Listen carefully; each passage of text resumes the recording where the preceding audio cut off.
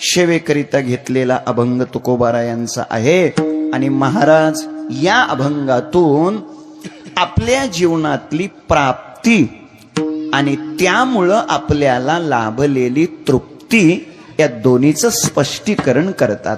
ऐका, प्राप्ती आणि तृप्ती हे दोन शब्द, या दोन संज्ञा, हे दोन सिद्धांत किंबहुना या दोन संकल्पना संसाराच्या क्षेत्रात एकत्र कधीच येत नाहीत। ऐका, संसाराच्या क्षेत्रामध्ये याच्यातली एक संकल्पना शक्य आहे, कोणती? प्राप्ती शक्य आहे, पण तृप्ती मात्र शक्य नाही। लक्ष असू द्या, संसाराच्या क्षेत्रामध्ये आपण वस्तूची, व्यक्तीची, पदार्थाची काय होत असते? आपल्याला प्राप्ती होत असते। ऐका, वस्तू, व्यक्ती, पदार्थ याचा आपण संग्रह करत असतो। आणि मला उत्तर द्या, त्या संग्रहाचा परिणाम, संग्रह करण्याच्या पाठीमागची इच्छा असते आपलं जीवन तृप्त झालं पाहिजे। चांगलं आहे का?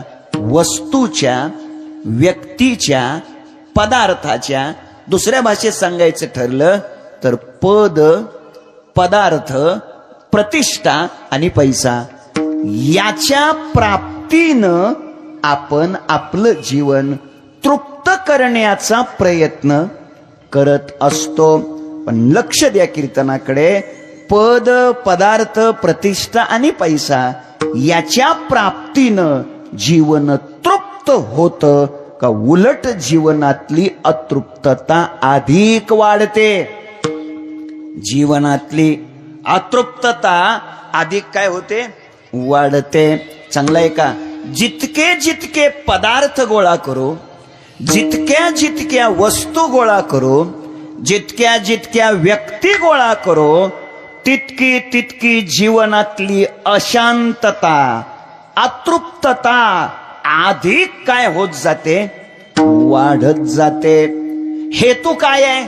हेतू हाच असतो की व्यक्तीच्या, वस्तूच्या, पदार्थाच्या संग्रहानं जीवन तृप्त, शांत, सुखी, समाधानी झालं पाहिजे।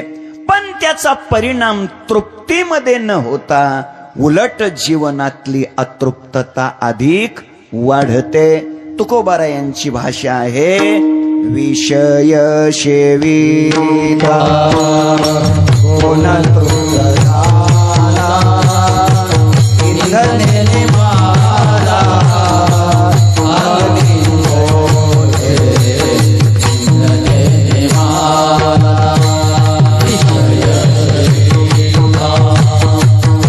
तृप्त झाला,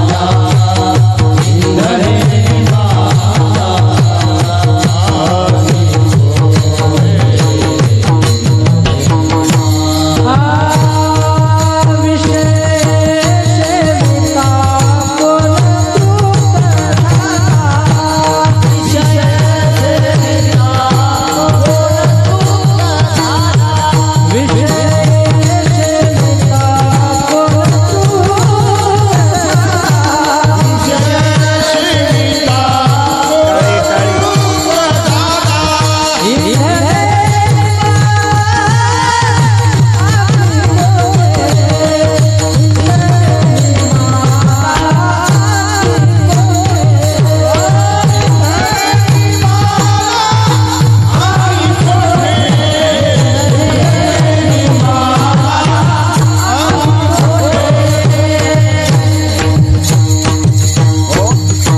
विषय सेविता कोण तृप्त झाला, इंधने निमाला, अग्नी कोठे, अनेक प्रमाण आहेत। विषय सेविता गा जन्म मरणाचा बाधू। अजून आहे, ऐका, विषयाचे चरवणी केली आयुष्याची गाळणी। लक्ष द्या, जितकं जितकं विषयाचं सेवन करू, विषयाचा संग्रह करू, तितकी तितकी जीवनातली अतृप्तता, अशांतता काय होते? वाढते। तुकोबाराने दृष्टांत सांगितला त्याकरता. इंधने निमाला अग्नी कोठे. अग्नीमध्ये इंधन टाकल्यावर अग्नी उलट काय होत असतो, वाढत असतो, भडका उडत. काय झालं, एका माणसाची कडब्याची 10,000 कडब्याची गंजच का वळई, बरं वळई तुमच्या म्हणण्याप्रमाणे कशाला वळई पेटली. आता पेटू नये पण आपली कीर्तनापुरती पेटली. 10,000 कडब्याची वळई पेटली. लोक धावपळ करू लागले, विझवण्यासाठी प्रयत्न करू लागले. एकानं विचार केला, लोक इतका प्रयत्न करतात आणि आपण शांत बसलोय, आपणही प्रयत्न केला पाहिजे, एका सहाय्य करू. सहाय्य केलं पाहिजे. आणि म्हणून तो घरामध्ये गेला. 10 लिटरचं एक रॉकेलचं कॅन होतं, ते उचललं, धावत आला आणि त्या अग्नीच्या, त्या वळईच्या, त्या पेटलेल्या याच्या उजव्या कोपऱ्यामध्ये असं भडबड ओतलं. आणि मग थोडासा अग्नी काय झाला, शांत झाला. मग काय झालं, वाढला. त्याला वाटले, अरे आपला पहिला प्रयत्न पाचला. म्हणून काय माणसानं प्रयत्न करायचा नसतो का. प्रयत्ने वालूचे कनरगडिता तेलही गळे. प्रयत्न केला पाहिजे. पेट्रोल पंप जवळच होता. धावत गेला. ड्रायव्हर लोकांचा संप मिटलेला होता. पेट्रोल डिझेल उपलब्ध होतं. 5-5 लिटरची पेट्रोल डिझेलची 2 कॅन्ड भरून आणली आणि डाव्या कोपऱ्यामध्ये त्या अग्नीच्या अशी त्यानं भडबड ओतली. तेव्हा कुठं थोडासा त्या बाजूचा अग्नी काय झाला, शांत वाढलाच. त्याला वाटलं, अरे 2 प्रयत्न फसले म्हणून काही शांत बसायचं असतं का. कारण त्याला ज्ञानेश्वरीतल्या ओव्या पाठ होत्या, अभ्यासाचे निबळे एकागती अंतराळे, असाध्य ते साध्य करिता कारण अभ्यास. प्रयत्न केला पाहिजे.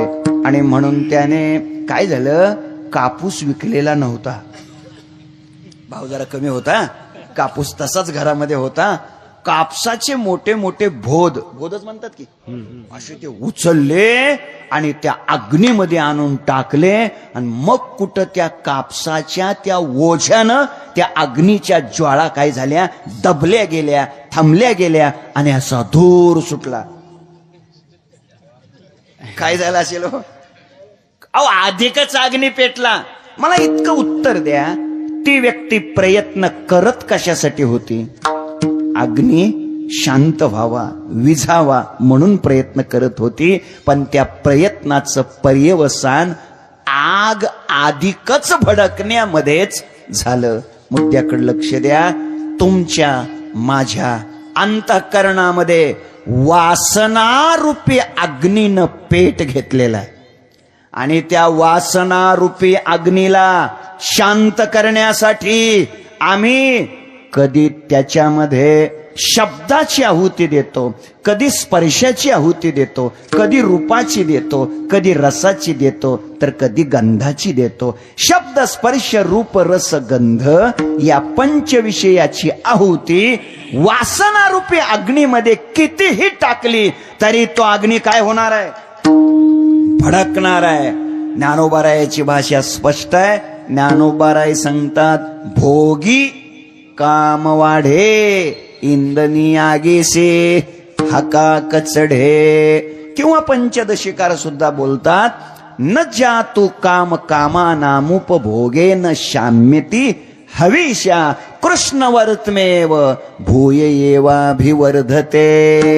हेतू बोलण्याचा इतकाच आहे, जितका आपण प्रयत्न करू, जितक्या वस्तू आपण गोळा करू, जितका वस्तूचा पदार्थाचा आपण आपल्या जीवनात संग्रह करू, तितकी अशांतता, अतृप्तता काय होते, वाढते. चांगला आहे का. हेतू काय आहे, हेतू शांतीचा आहे, हेतू तृप्तीचा आहे. पण वस्तू गोळा करून, व्यक्ती गोळा करून जीवन तृप्त होत नाही. अतृप्तता उलट काय होते, वाढते. लक्ष देण्याकरता आणखीन सोपं करतो. केवढी तृष्णा आहे बघा, किती ती अतृप्तता वाढते. 14व्या अध्यायामध्ये ज्ञानोबाराय फार गोड बोलतात. ज्ञानोबाराय सांगतात, तैसे तृष्णा वाढी नलिया, मेरुही हाता आलिया, तरी म्हणे एकादिया दारू नाही वळघो. व्रतापाटी व्रते आचरे इष्टा पुरते, काम्या वाचून हाते शिवने नाही स्वर्गा हन जावे. तरी ते तर काय खावे, यया लागी धावे याग करू. केवढी तृष्णा आहे. तुम्ही जागेत ते साप असतो बघा, साप आणि बेडूक असतो, बेडूक. कोण कोणाला खात? साप बेडकाला. वास्तविक पाहता सापाच्या घशाचं छिद्र आणि बेडकाचं क्षेत्रफळ याचा जर विचार केला तर बेडकाचं क्षेत्रफळ मोठं असतं, सापाच्या घशाचं छिद्र छोटं असतं. मग त्या छोट्याशा घशाच्या त्या छिद्रामध्ये तो मोठा तेवढा बेडूक जाणार कसा हो, जाणार कसा हो? पण साप प्रयत्न करत असतो, कारण त्याने ज्ञानेश्वरी वाचलेली असते. कोणी? सापाने. साप सुद्धा ज्ञानेश्वरी वाचतो. आपण साप ज्ञानेश्वरी वाचत नाही. ऐका, याची ओवी पाठ असते. तो प्रयत्न करत असतो. या लागी माझ्या ठाई अभ्यासाने अशक्य गोष्ट शक्य होते, आणि म्हणून प्रयत्न केला पाहिजे. तो प्रयत्न करतो. आता बघा, तो साप बेडकाला कसा गिळत असतो? बेडकाच्या तोंडाकडून गिळत असतो का बेडकाच्या पाठीमागून गिळत असतो? म्हणजे तुम्हाला पक्क माहिती आहे काय, आणि जे माहिती आहे तेच कीर्तनात सांगितलं पाहिजे. उगी लोकाला ताण देण्यात काय मजा असते? बेडकाच्या पाठीमागच्या बाजूने गिळत असतो. बघा, आता गिळणं चालू केलेलं असतं. वास्तविक पाहता तो मोठाच असतो की हो, कसं शक्य आहे? पण त्याची अजून बी ओवी पाठ असते. कोणाची? सापाची पाठ असते. बेडकं नाहीत पाठ करीत, सापाची पाठ असते. ऐका, हळूहळू ढाळे ढाळे केतुकेनी एक वेळे, मार्गाचे निबळे निश्चित ठाके, म्हणून तो प्रयत्न करत असतो. आता ऐका, त्या सापानं बेडकाला गिळत गिळत गिळत एवढं गिळलेलं असतं. आता एक 40 मिनिटामध्ये राहिलेला सगळाच बेडूक काय होत असतो? त्याच्या तोंडात जाणार असतो. लक्षात घ्या, आता फक्त सापाच्या तोंडाच्या बाहेर फक्त बेडकाचं काय राहिलेलं असतंय? तोंडच राहिलेलं असतंय. एक अर्ध्या पाऊण तासात तो राहिलेला सगळाच काय होणार आहे? आतमध्ये जाणार आहे. तरी सुद्धा समोरून जाणाऱ्या माशा, कीटक, आळ्या, तो बेडूक काय करतो माहितीये का? आणि आतमध्ये ओढतोच. खरं म्हणजे बेडकाच्या लक्षात यायला पाहिजे, अरे अर्ध्या पाऊण तासात आता तूच मरणार आहे, आता तरी लोकाला मारायचं बंद कर. हे लक्षात यायला पाहिजे. कोणाच्या? बेडकाच्या. पण हे काय बेडकाच्या लक्षात येत नाही. कोणत्या? बेडकाच्या. हा, ते सापाच्या तोंडात गेलेल्या बेडकाच्या. ठीक आहे, हे मी कुणाचं सांगतोय?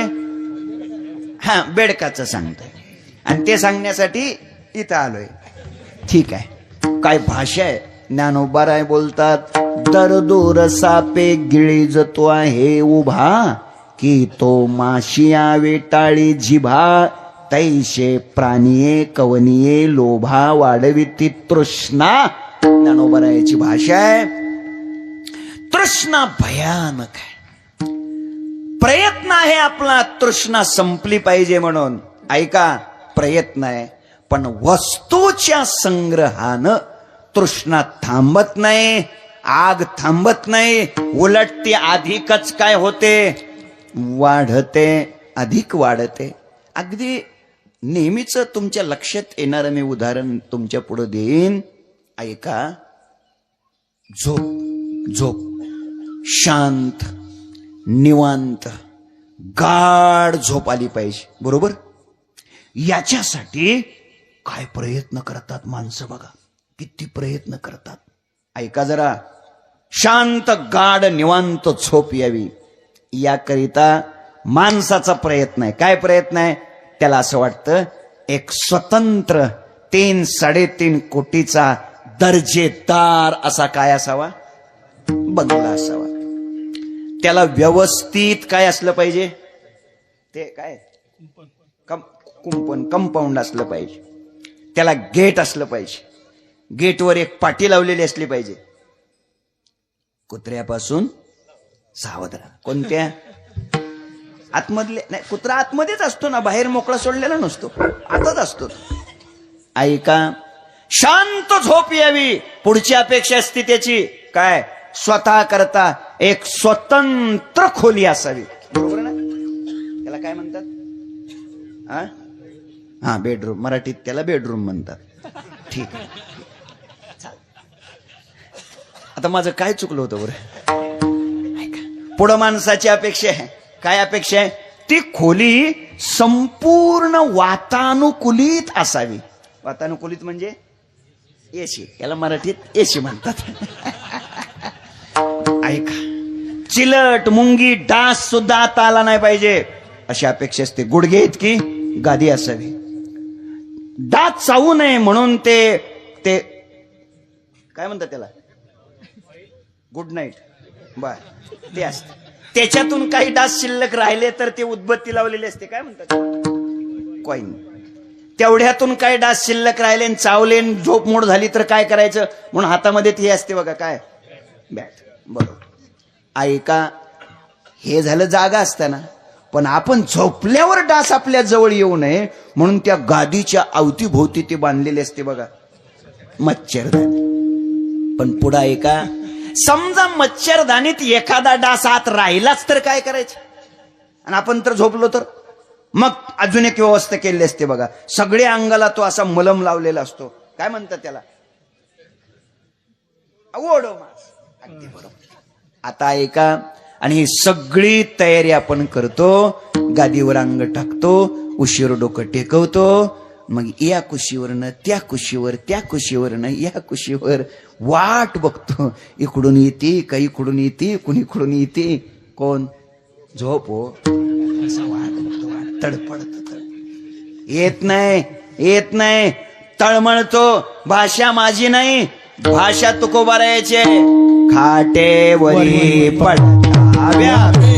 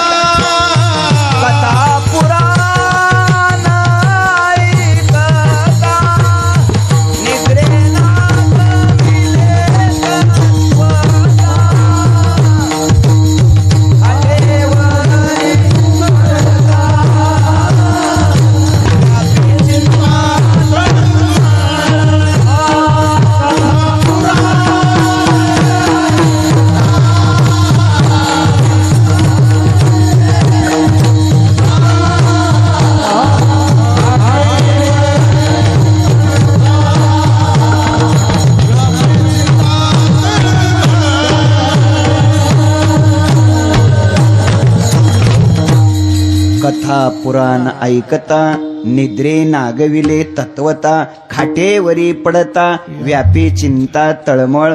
गंमत अशी आहे बघा, खाटावर पडल्यावर झोपलं पाहिजे, म्हणजे ती जागा झोपायची आहे तिथं जागा राहतो, आणि जिथं जागा राहायला पाहिजे तिथं झोपतो. प्रमाण दिलेच की मी. कथा पुराण ऐकता, निद्रे नागविले तत्वता. काय भाषा आहे तुकोबारायची. तुकोबाराय अजून पुढं परखडपणे बोलतात. तुकोबाराय सांगतात, अरे कथा काळी निद्रा लागे, कामी श्वाना परी जागे. तुकोबारायची भाषा आहे.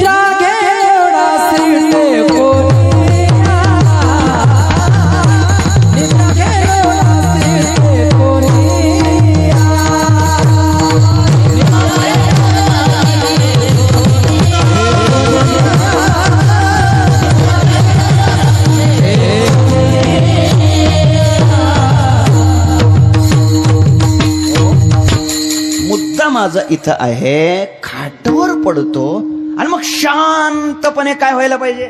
झोपला पाहिजे. येते का झोप? नाही येत. आता ऐका, ही सगळी साधनं गोळा कशासाठी केली? शांत झोप यावी म्हणून. झोप येत नाही. आता 40 वर्षाच्या मागे चला. 40 वर्षाच्या माग, 40 वर्षाच्या पाठीमाग जर आपण गेलो तर 3-3.5 कोटीचा बंगला, त्याची काही संकल्पना नाही. कंपाऊंड, गेट, पाटी नाही. स्वतंत्र खोली, ते वातानुकूलित नाही. मॅट, काय बॅट, काय ते ऑल आउट, गुड नाईट, काय काय सांगू का? डास सुद्धा नव्हतं त्यावेळेस. 40-45 वर्षापूर्वी कुठले डास? ऐका, लक्षात घ्या जरा. 45-50 वर्षापूर्वी माणसं पडल्या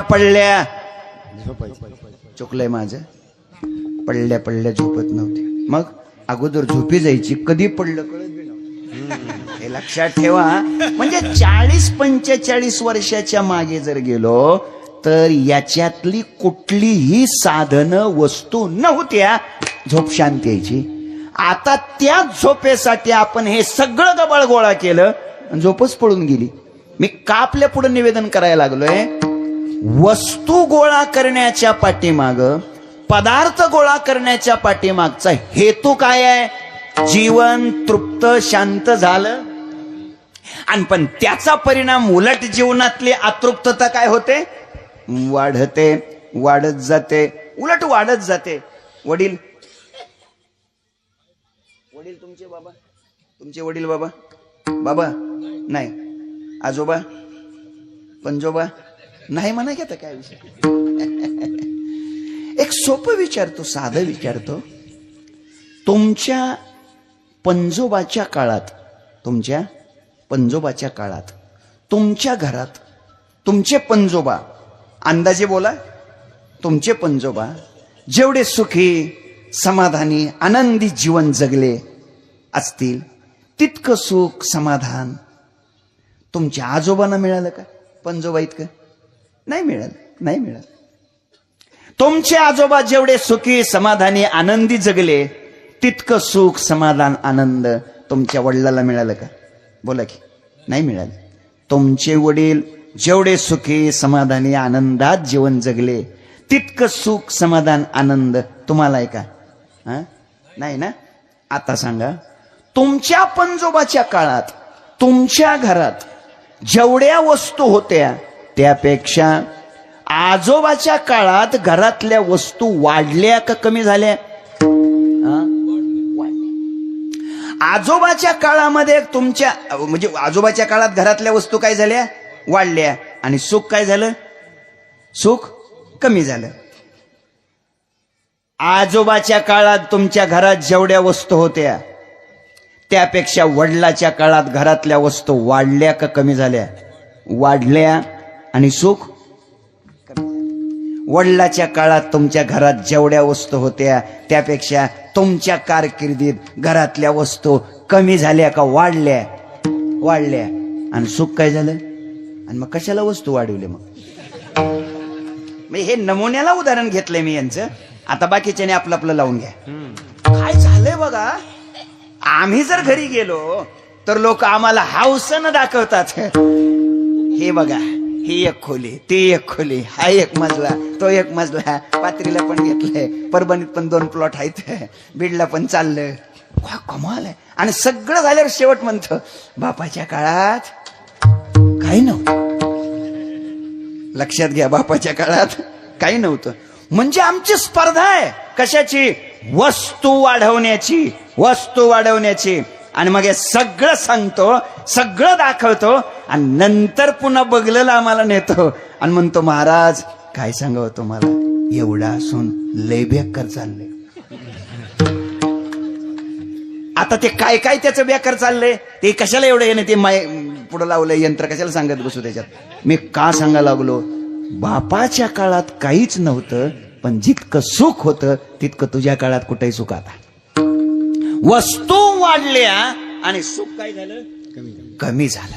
उलट जीवनातली अतृप्तता, अशांतता काय झाली?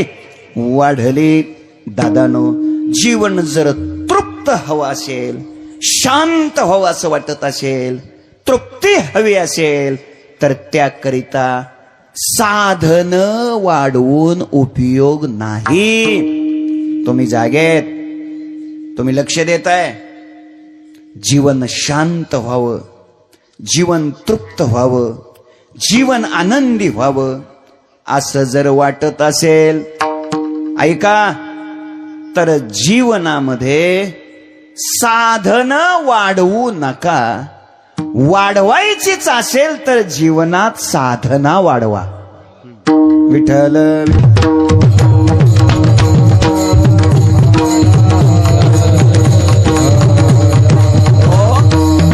साधन वाढवून जीवन सुखी होत नाही. साधना काय झाली पाहिजे?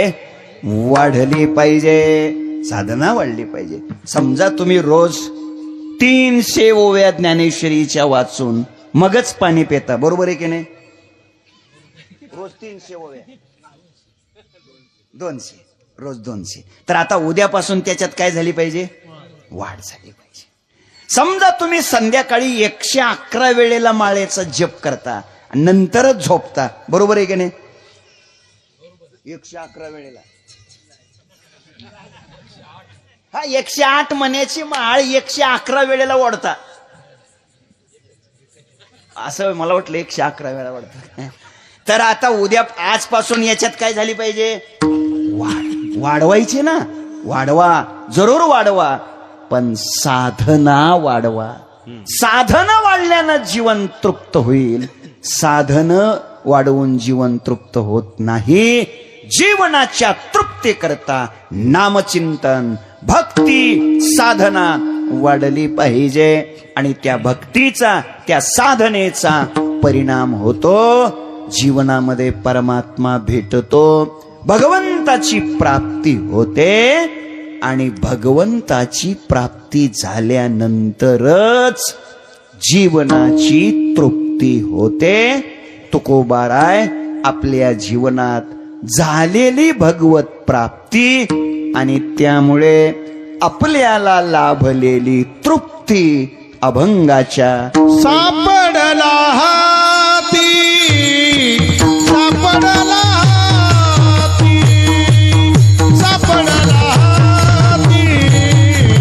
सापडला हाती,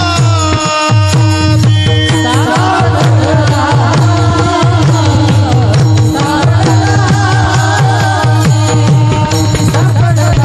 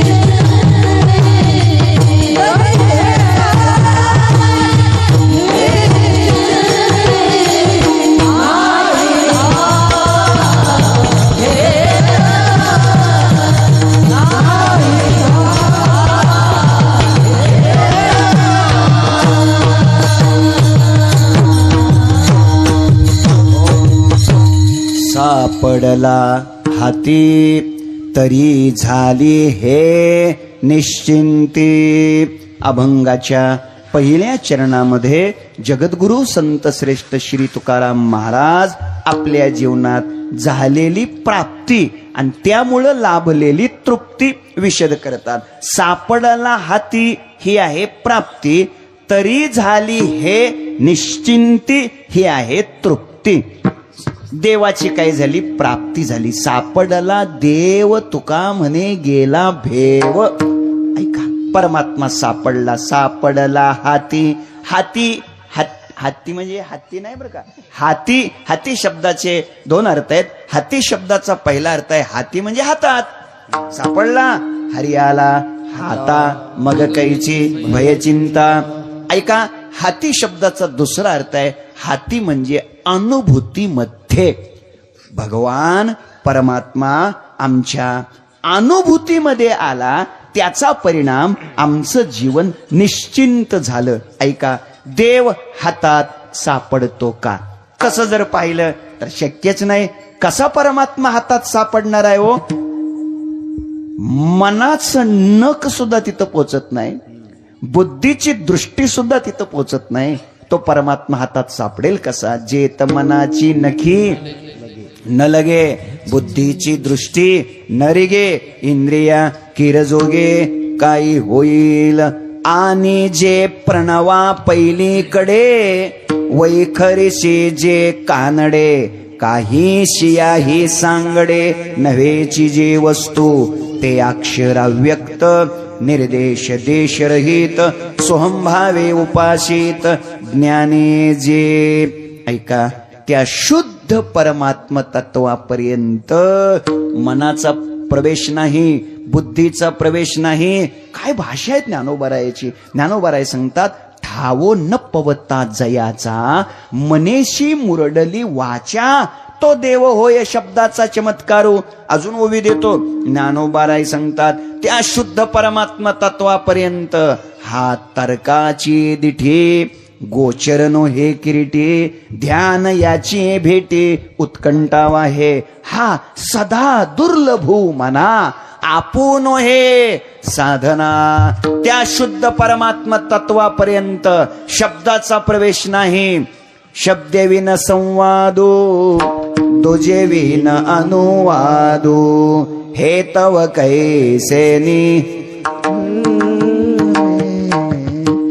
कानडावो विठ्ठलो करनाटको.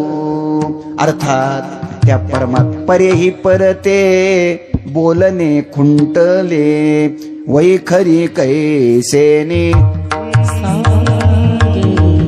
आता हे मला नाही ना म्हणता आलं, मला नाही ना, मला म्हणताच येत नाही, काय करू. वैखरी कैसेनी सांगे. ऐका दादानो, शुद्ध परमात्म तत्वापर्यंत यतो वाचो निवर्तन्ते अप्राप्य मनसासह. मनवाच्या तिथं तुझे स्वरूप. मग असं असताना सापडायला हाती तुकोबाराय म्हणतात कसं? देव हातात सापडू शकतो का? उत्तर देतो, होय. तू म्हणले मग या वय कशाला सांगितलं आता एवढे? त्याचं उत्तर असं आहे, आपल्याला सापडत नसला म्हणजे तो कोणालाच सापडत नसतो असं नाही. सापडतो. कसं शक्य आहे? बघा, एरवी परमात्मा सामान्य आहे काय? विश्वव्यापक कमळापती. पण असा जरी असला त्याची गवळणी कडे घेते. परमात्मा सामान्य आहे काय? पृथ्वी जेने तृप्त केली असा तो आहे. पण असा जरी असला तरी त्याची यशोदा भोजन घाली. आता ते सगळं बघून घ्या, ते सगळं अभंग नवल केवढे केवढे. माझा मुद्दा इतकाच आहे, आपल्याला शक्य नाही पण ते गवळणीला शक्य होतं. गवळणी बांधती धारणाशी गळा, खेळे या गोपाळा माझी ब्रह्म. दादानो, काय कमाल आहे हो. त्या गवळणीनं कृष्ण कन्हैयाला हातात धरलं. चाल म्हणाले यशोदेकडे, दाखवते. पकडलं ना, पकडलं. देवाला पकडलं, हातात पकडलं. कसं शक्य आहे हे? तर याचं उत्तर देतो पुढे चालतो. उत्तर असं आहे,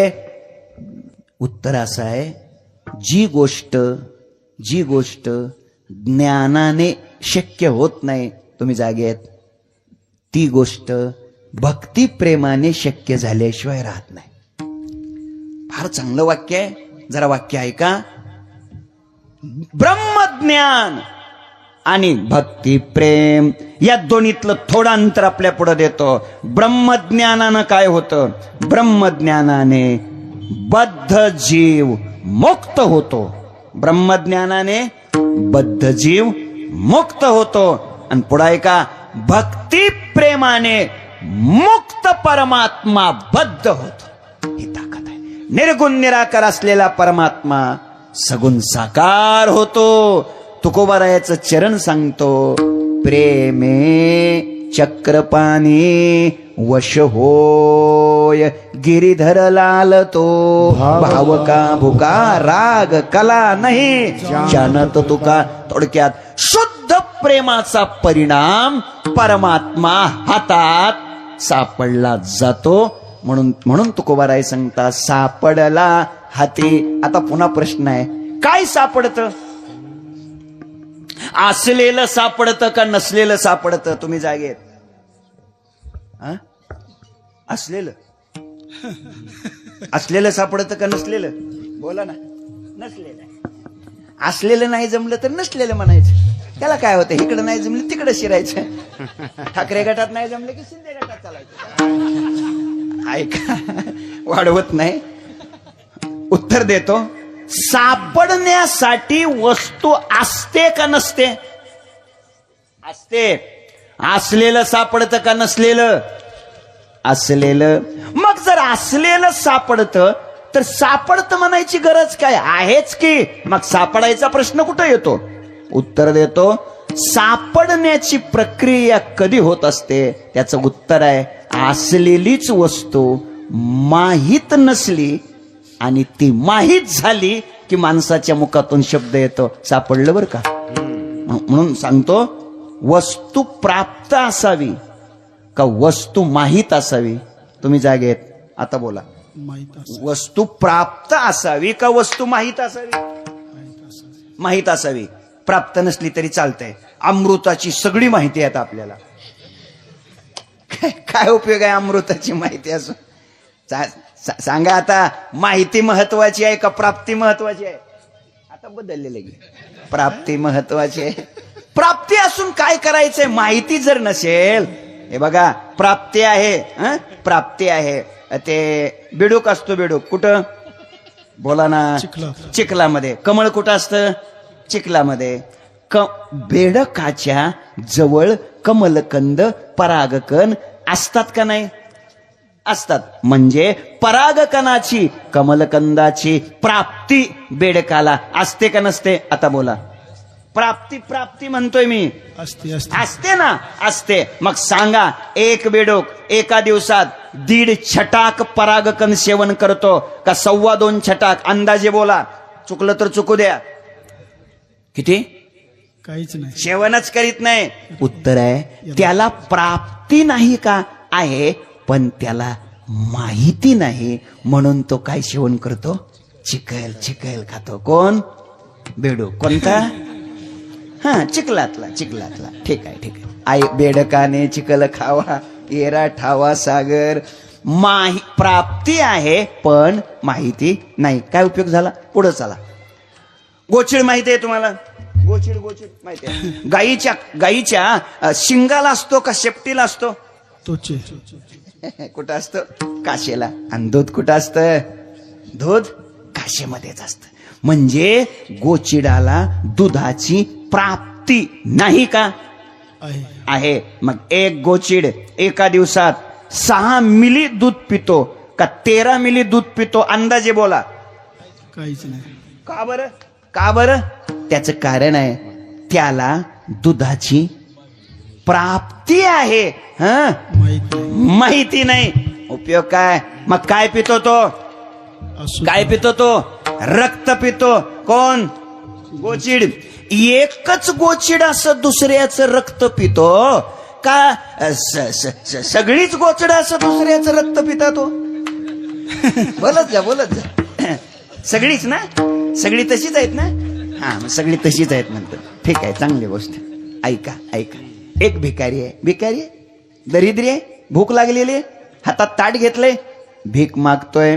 ज्या जागेवर बसून भीक मागतोय ना, त्याच्याच खाली जमिनीत 3 फूट खोल अंतरात सोन्याच्या मोहराचा हंडा आहे. हंडा. फक्त तुम्ही तो भिकारी नेमकं कुठं बसून भीक मागतोय ती जागा मला विचारू नका. कीर्तन झालं खोदायला जायचे. ऐका. का भीक मागतोय? त्याला धनाची प्राप्ती नाही का? आहे, परंतु माहिती नाही, म्हणून तो भीक मागतोय. मी 3 दृष्टांत आपल्या पुढे मांडलेत. प्राप्ती आहे पण माहिती नाही, म्हणून उपयोग होत नाही. तिन्ही ओव्या देतो आता तुमच्या पुढे. ज्ञानोबाराय सांगतात, कमलकंदा आणि दरदुरी नांदणूक एकेची घरी, परी परागू शेविजे भ्रमरी, एरा चिखलूची उरे, पाहे पा दूध पवित्रानी गोड, पाशी त्वचेची पदराड, त्या वेरुणी गोचीड अशुद्ध काय निघती, सांगे निदैवाच्या परिवरी, लोहया रुतल्या हाती सहस्रवरी, परी तेत बैसोनी उपवासू करी, का दरिद्री जिये. ऐका आता पुढे, तैसा हृदयामध्ये रामू, असता सर्व सुखाचा आरामू, की भ्रांताशी कामू विषयावरी, तस तुमच्या माझ्या प्रत्येकाच्या हृदयामध्ये परमात्मा आहेच. म्हणजे आपल्याला त्याची काय आहे, माहिती नाही. प्राप्ती आहे. पण तरी सुद्धा आपलं भीक मागणं चालू असल्यामुळे आपल्याला त्याची काही नाही माहिती नाही. आणि म्हणून मायबाप तुझं आहे तुझं पाशी, परी तू जागा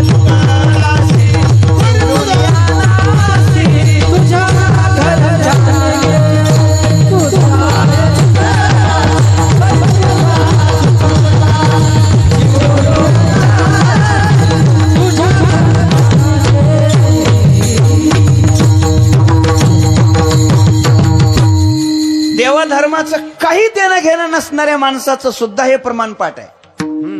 पण अर्धच आहे. तुझे आहे तुझं पाशी, परी तू जागा चुकलास. जे इकडे कधी येत नाहीत त्यांचं सुद्धा पाठ आहे, पण ते पुढचं अर्ध माहितच नाही लोकांना. तुझे आहे तुझं पाशी, परी तू जागा चुकलाशी, चिवडून या नाशी घरची केली. माझा मुद्दा इतकाच आहे, अर्थ इतकाच आहे. लक्ष द्या. प्राप्ती आणि त्याची माहिती. जेव्हा प्राप्तच असलेलं माहित होतं तेव्हा माणसाच्या मुखातून शब्द येतो, सापडलं बरं का. तसं देव सापडाला हाती, मग प्राप्त नव्हता का, होता की, पण माहित नव्हता. तो माहित झाला आणि त्याचा परिणाम सापडाला हाती. तरी झाले हे निश्चिंती. ते नदी नदी नदी आहे ना कुणीकडे, हा, गोशाळीच्या पलीकडे. त्याच्या पलीकडचं गाव हा, आमदापूर. आमदापूर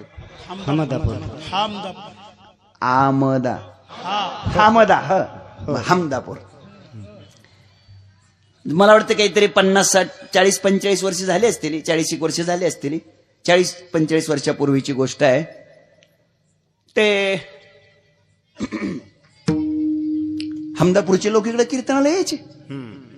आता बी आलेत, काय प्रश्न. रामकृष्ण काल्याचं कीर्तन होतं, काल्याचं कीर्तन. आणि ऐका, आले काही लोक, जसे काही लोक आले तसेच त्या गावची काही तरुणी पोरं सुद्धा चला म्हणले रामे टाकडीला कीर्तनाला जायचं. निघाले काल्याच्या कीर्तनाला. आणि काय झालं, आता त्या नदीतून अलीकडे यायचंय ना, नदीतून अलीकडे यायचे. पूर्वीचा काळ, 40 वर्षापूर्वीची गोष्ट. आणि पडला ना अचानक वर पाऊस. पाऊस कधी पडल सांगता येत नाही, कधी पडल सांगता. आळंदीच्या कार्तिकी वारीत पाऊस. पाऊस काय लोक डोकं चालवतील सांगता येत नाही. त्यावेळेस त्यांनी त्या व्हॉट्सअपला दिलं. काय दिलं, काही तांत्रिक बिघाडामुळं हिवाळ्याच्या ऐवजी पावसाळा पाठवण्यात आलेला आहे. मी म्हणतो एवढं डोकं मोबाईलला लावण्यापेक्षा एवढं डोकं ज्ञानेश्वरीला लावावं. ज्ञानोबाराय कृपा करतील हो. काही लोक चिवडीत बसलेले असतात. अरे अरे अरे अरे, रोज 1-2 तास संध्याकाळी झोपताना काय काय चादरा पांघरून घेऊन आज चिवडतेत. आता काय हे वाईट आहे रे, वाईट आहे दावा. माझी हात जोडून विनंती आहे, प्रेमाची विनंती आहे तुम्हाला, आपला वेळ याच्यात घालवा, फार महत्वाचा आहे. पडला ना पाऊस अचानक वर, आलं नदीला पाणी. आता काय करता, तरणीच पोरं अरे म्हणे पाणी आलंय, अरे येऊ द्या पाणी. शिरा काय असतं, तारुण्यात काही भाडबीड नसते किंवा घाबरत. हेरा शिरले, पाण्यात शिरले, पोहले आणि अलीकडे आले. गंमत काय झाली, पाण्याला होती धार, पाणी प्रचंड वेगात होत. आणि अलीकडे आल्यावर एकमेकाला म्हणायला लागले, अरे सगळे आले का बघा तरी. पाणी ओढत होतं, पाण्याला धार होती का, कोण वाहून पिऊन गेलं बघा. आणि मग एक जणानं काय केलं, मोजलं एक जणानं, 1 2 3 4 5 6 7 8 9 अरे म्हणे 10वा गेला की 10 जण होते ना ते 10वा गेला ना म्हणे वाहून. गजरा म्हणला तुझं गणित कच्चा आहे म्हणला मी मोजतो. मग तू मोज. त्यानं मोजलं 1 2 3 4 5 6 7 8 9 10वा गेला 10वा गेला 10वा मेला 10वा मेला. आणि लागली ना पोरं रडत बसले ना तिथं काठावरच. इकडे काल्याचं कीर्तन बी झालं जेवण झाली आणि हे पुढे आलेले बाबा लवकर आलेले ते चालले माघारी. बघितलं तर नदीच्या काठावर आपल्याच गावची पोरं रडत्यात. काय झालं रे? काय सांगाव तुम्हाला? सांगा तरी की काय सांगून उपयोग आहे आता? अरे पण काय झालं काय? आता काय व्हायचं राहिलं? अरे पण कळू द्या ना म्हणे. कळू द्या ना आता 5च मिनिटं राहिलेत लवकर सांगा कशाला उशीर करता. ऐका. आणि मग मग काय झालं म्हणे 10वा गेला. म्हणजे कसं काय? आम्ही 10 जण निघालो होतो म्हणे कीर्तनाला. मग झालं काय? पाऊस पडल्यावर पाणी आलं बघा कसलं वाहतंय. शिरलो आम्ही आत. आणि मग झालं काय? काय झालं म्हणे पोहून अलीकडं आलो पण 9च राहिलो म्हणे. 10वा गेला 10वा वाहून गेला. हे गुरुदेव कुरेकर बाबांच्या मुखातून ऐकायचे बरं का लय भारी. 10वा गेला म्हणे. हे जे पुढे आलेले बाबा होते ना हे कीर्तन ऐकून चाललेले त्यांनी हळूच नजर टाकली त्यांच्यावर आणि बघितलं तर गड्या म्हणले 10वर त्यात. मग हे म्हणले बघा पोरं काय तुमचा 10वा जर तुम्हाला परत आणून दिला तर उपकार होतील. ओ म्हणे उपकार होतील. आम्ही गावच्या सप्त्यात भरपूर देणगी देऊ म्हणले. नक्की नक्की राहा म्हणे लाईनीत उभा. असं रांगेत उभा केलं त्यांना आणि त्यांना म्हणायला चालू केलं. म्हणा म्हणले आता सुरुवातीपासून 1 काका 2 3 4 5 6 7 8 9 10 असं 10 म्हणल्या त्यांना अशी बाई माग सरले आणि हे बघा म्हणले 10वा. आणि मग पोरं म्हणली सापडला सापडला. आता मला तुम्हाला एवढंच विचारायचंय कुठं गेलता? कुठं गेलता? बोला ना राव कुठं गेलता? तिथंच होता की तिथंच होता का नाही? आणि मग सापडला कसं काय? याचं उत्तर आहे तिथंच होता पण माहित नव्हता. कोणीतरी माहित करून देणारा भेटला. सापडला सापडला. एक सोपं उत्तर देतो आणि सगळं कीर्तन संपवतो. ऐका ऐका. आतापर्यंत 10वा नव्हता का? होता. मग का सापडला नाही? उत्तर आहे आतापर्यंत दोघांनी मोजलं होतं. त्यांचं गणित कच्चं होतं. सापडला नाही. का सापडला नाही? उत्तर देतो स्वतःला न मोजल्यामुळं. कीर्तन संपलंय. दादानो माझी आपल्याला विनंती आहे कधीतरी आयुष्यात स्वतःला मोजायला शिका. ज्या दिवशी तुम्ही स्वतःला मोजाल त्या दिवशी 10वा सापडल्याशिवाय राहणार नाही. हे लक्षात ठेवा. स्वतःला मोजा. स्वतःला मोजा या शब्दाचा अर्थ आहे स्वतःचं आत्मपरीक्षण करा. ज्या दिवशी आपण आपलं आत्मपरीक्षण करू तेव्हा आपलीच आत्मवस्तू आपल्याला नक्की सापडेल. म्हणून सापडला हाती परिणाम तरी झाली हे निश्चिंती. आणि त्याचा परिणाम देव सापडला. सापडला म्हणजे प्राप्तच होता. तो माहीत झाला अनुभूतीत आला आणि त्याचा परिणाम आमच्या जीवनात आमचं जीवन निश्चिंत झालं. चिंता रहित झालं. कसं निश्चिंत झालं 1-2 मिनिटांमध्ये पुढे सांगतो आणि सेवा समाप्त करतो. का जीवन निश्चिंत झालं? त्याच्यासाठी केलं काय? त्याच्यासाठी हे केलं. विठोबा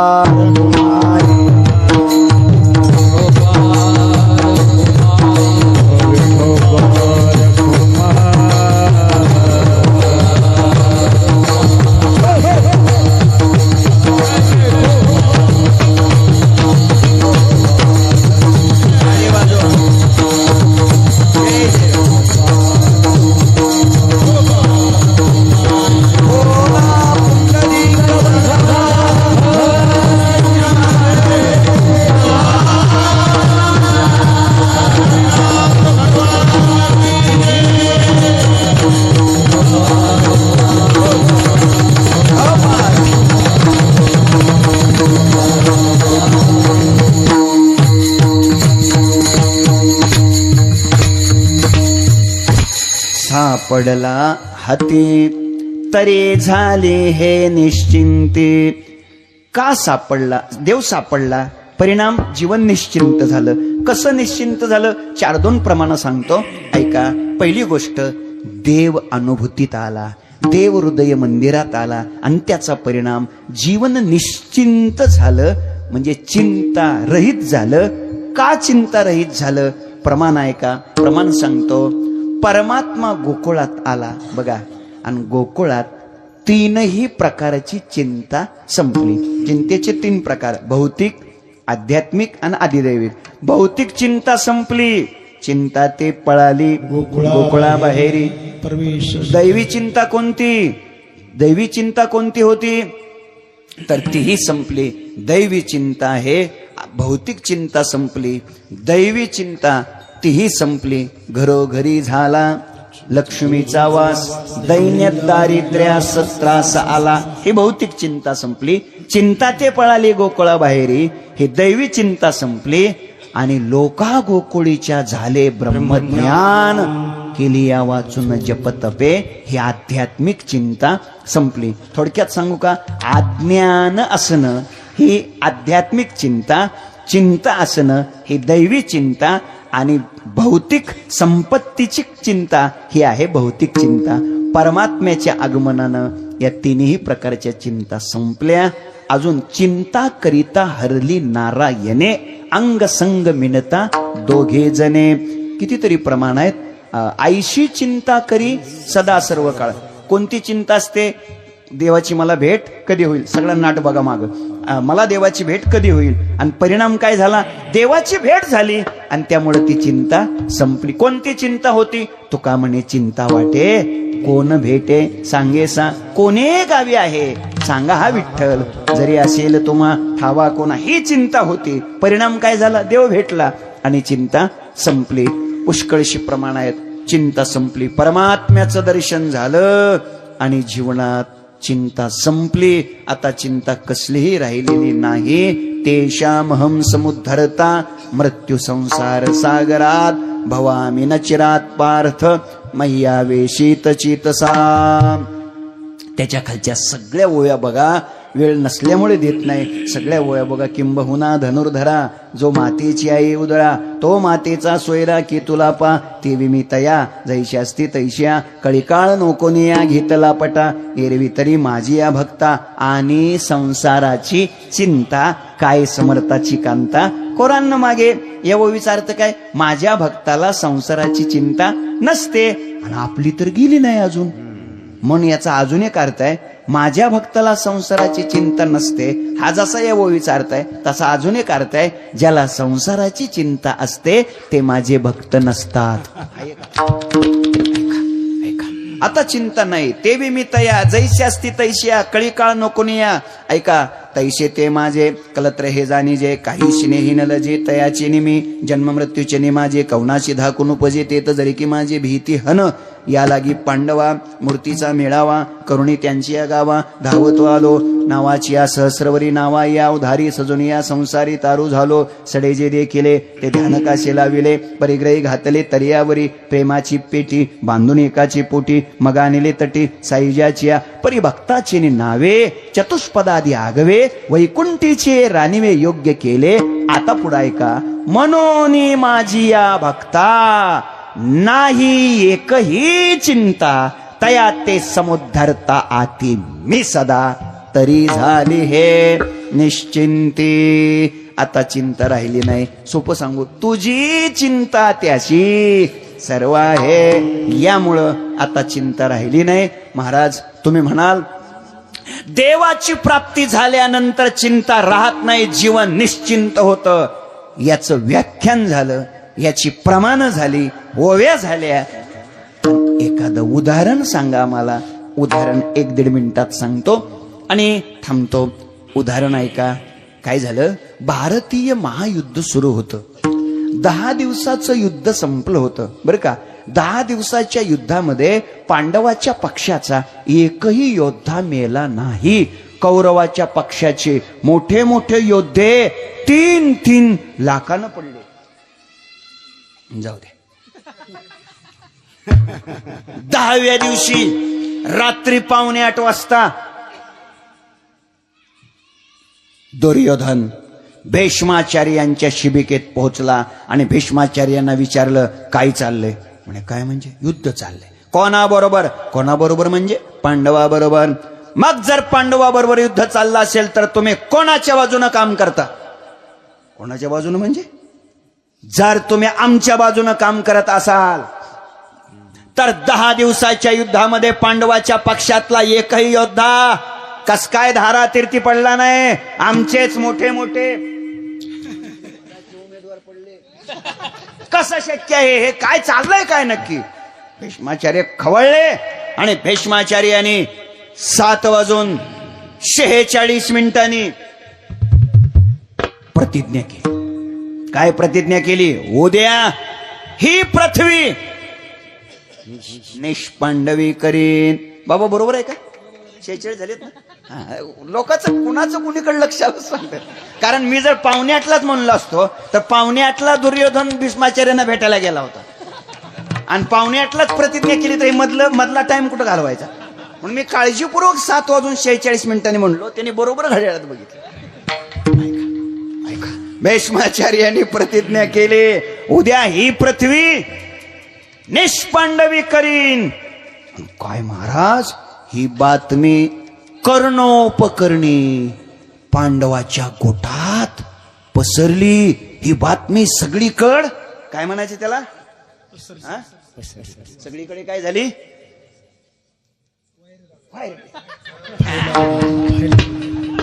असू द्या सगळीकडे बातमी गेली. मग काय व्हॉट्सअप फेसबुक ट्विटर काय जे असेल आणि पांडवाच्या गोठात चिंतेचं काऊर माजलं. भगवान कृष्ण कन्हैया बेचैन झाले. तडफडू लागले. आता उद्या माझ्या अर्जुनाचं काय होणार. प्रतिज्ञा कोणाची आहे. भीष्माचार्याची आहे. प्रतिज्ञा काय आयऱ्या गैऱ्याची नाही. प्रतिज्ञा भीष्माचार्याची प्रतिज्ञा आहे. आता उद्या माझ्या अर्जुनाचं काय होणार. चैन पडे ना देवाला. कन्हैयाला चैन पडे ना. भगवान कृष्ण कन्हैया अर्जुनाच्या शिबिकेमध्ये 7:48 पोहोचले. ऐका आणि बघितलं तर अर्जुनराव निवांत झोपले नव्हते. घोरत होते. घोरत. भगवान कृष्ण कन्हैयाने अर्जुनाला असं हलवून जाग कराय. अर्जुना उठ. अर्जुना उठ. अर्जुनराव म्हटले झोपू देणार राव देवा झोपू देणार. काय असं झोपू देणार. अरे ओठ तू काय ऐकलं नाही का. झोपू द्या म्हणे. झोपू द्या देवा. अहो देवा मी दिवसा युद्ध करतोय ना म्हणे. दिवसा युद्ध करतोय ना. मला रात्री तरी झोपू द्या. अरे अर्जुना ओठ. काय देवा उठ उठ म्हणताय. झोपू द्या म्हणे. झोपू द्या. आता तर रंगात आलंय चांगलं. झोपू द्या. अर्जुनराव म्हणतायत देवा अहो अजून तुकोबारायाने अभंग नाही लिहिलेला. रात्रंदिवस आमा युद्धाचा प्रसंग. तो अभंग लिहिलेला नव्हता ना. दिवसा करतो ना युद्ध म्हणे. झोप. अरे ओठ अर्जुना तू काय ऐकलं नाही का. म्हणे काय. अरे ते भीष्माचार्यांनी केलेली प्रतिज्ञा. हा ऐकली म्हणे. झोपू दे. अरे ते भीष्माचार्याची प्रतिज्ञा उद्या ही पृथ्वी निष्पांडवी करीन. ऐकली ना म्हणे देवा. मग उद्या आहे ना. आता झोपू दे ना. अरे काय कमाल आहे तुझी. आता कीर्तन संपत आलंय. आता उठ की बाबा. आता काय नाही. ऐका अर्जुनराव म्हणतायत मला झोपू द्या. अरे कृष्ण कन्हैया म्हणतायत अर्जुना भीष्माचार्याची प्रतिज्ञा ऐकून सुद्धा तू निवांत झोपलास. तुला काही चिंता वाटत नाही का. तुला चिंता नाही का. बस जरा जागा व्हा. ऐका अर्जुनानं उत्तर दिले देवा झोपू दे मला. अजिबात चिंता नाही. निवांत झोपलोय. अरे पण का झोपलाच. भीष्माचार्याची प्रतिज्ञा उद्या पृथ्वी निष्पांडवी करीन आणि तू खुशाल झोपलाच.